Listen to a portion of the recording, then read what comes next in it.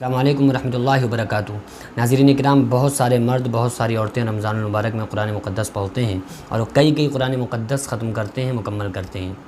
تو قرآن مقدس کا مکمل کرنے کا سنت طریقہ کیا ہے، کس طرح سے مکمل کرنا چاہیے اور کس طرح سے کہاں تک پڑھنا چاہیے، اس کی دعا کیا پڑھنا چاہیے، میں عرض کر دیتا ہوں کہ جو سنت طریقہ ہے وہ یہ ہے کہ جب آپ آخری لاسٹ میں پہنچیں، بالکل سورہ فلق اور سورہ ناس پڑھیں، پورا قرآن پڑھتے ہوئے آئے اور آخری میں جب پڑھیں تو جب سورہ ناس پڑھیں، قل اعوذ برب الناس ملک الناس الہ الناس، تو من الجنۃ والناس کے بعد پھر ہم بسم اللہ پڑھ کے سورہ فاتحہ یعنی الحمدللہ رب العالمین پڑھیں، اس کے بعد بسم اللہ پڑھ کے الف لام میم ذالک الکتاب لا ریب فیہ اور اولئک علی ھدی من ربہم واولئک ھم المفلحون تک پڑھیں۔ یہ سنت طریقہ ہو گیا قرآن مقدس کو مکمل کرنے کا۔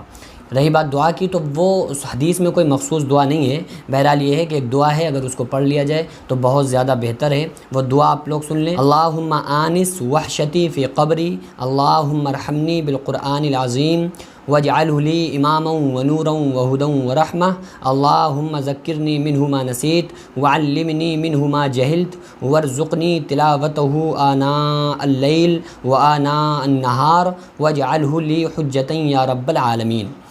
ترجمہ: اے اللہ، میری قبر سے میری وحشت، میری پریشانی کو دور فرما، خدایا قرآن عظیم کی برکت اور رحمت سے مجھے نواز دے، قرآن کو میرے لیے رہنما اور پیشوا بنا، ساتھ ہی نور اور سبب ہدایت اور رحمت بنا۔ الہی، اس میں سے جو میں بھول گیا یا بھول گئی مجھے یاد دلا دے، اس میں سے جو میں نہیں جانتا یا میں نہیں جانتی وہ مجھے سکھا دے، اور رات دن مجھے اس کی تلاوت کرنا میسر فرما، اور قیامت کے روز اس کو میرے لیے دلیل بنا، سارے عالم کے پرورش کرنے والے۔ یہ دعا ہے، اگر کوئی شخص اس دعا کو پڑھنا چاہتا ہے تو پڑھ لے، اور بھی اگر کوئی دعائیں پڑھنا چاہتا ہے، یہ کہنا چاہتا ہے اللہ ہمارے پڑھنے کو قبول فرما، آپ اس کو اردو میں کہنا چاہیں اردو میں کہہ سکتے ہیں: اللہ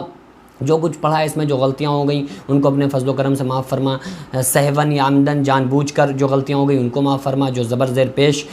کی غلطیاں ہو گئی ان کو معاف فرما۔ آپ جتنا چاہیں اس کو طویل کر لیں اور اس کے بعد کہیں کہ اللہ تو اپنے رحیمی کریمی کے صدقے میں ہمارے اس قرآن مقدس کو پڑھنے کو قبول و مقبول فرما، اور اس قرآن مقدس میں جو غلطیاں ہو گئی ان کو اپنے فضل و کرم سے معاف فرما کر اپنی بارگاہ میں قبول و مقبول فرما۔ آپ چاہیں تو اس طرح سے دعا کر سکتے ہیں، اور چاہیں تو جو میں نے دعا بتائی آپ کو عربی کے الفاظ اس طرح سے بھی آپ دعا کر سکتے ہیں۔ بہرحال حدیث میں کوئی اس کا مخصوص طریقہ نہیں ہے، آپ اپنی زبان سے ایسے ہی کہنا چاہتے ہیں کچھ بھی تو بھی آپ کر سکتے ہیں، کوئی پرابلم نہیں ہے۔